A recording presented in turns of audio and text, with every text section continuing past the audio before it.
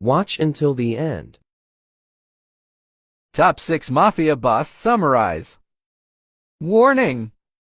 The world of crime is a chilly habitat for its members, allies, and outsiders, who are usually the victims of criminal activities. Various crime lords have come and gone, but their businesses continue to exist under the control of their protégés. However, a quick look at the top 6 mafia bosses of all time will give an insight into the crude authorities that criminals exude within society. This is the top list of mafia boss.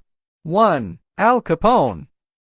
Who was the most feared mafia boss? Al Capone is a mafia boss renowned for his viciousness when dealing with the enemies of his illegal businesses. He was the biggest Chicago crime lord between 1925 and 1931. He ran a thriving bootlegging business until he was nabbed for evading tax in 1931 and sentenced to prison. A heart attack ended his life of crime in 1947. 2. Bugsy Siegel. His real name is Benjamin Siegel, but the unpredictability of his temperance earned him Bugsy. He was the marshal of illegal gambling, and the system he put in place continues to run to date. Rival mafia bosses murdered him. 3. Lucky Luciano.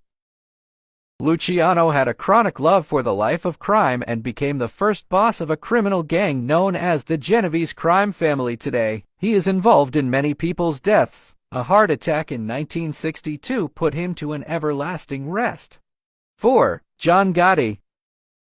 Not all criminals look scary, and Dapper Don, as he is fondly called, proved this with his lovely and expensive suits. He controlled a mafia mob called the Gambino crime family until his second-in-command betrayed him by working with the FBI. 5. Tony Accardo.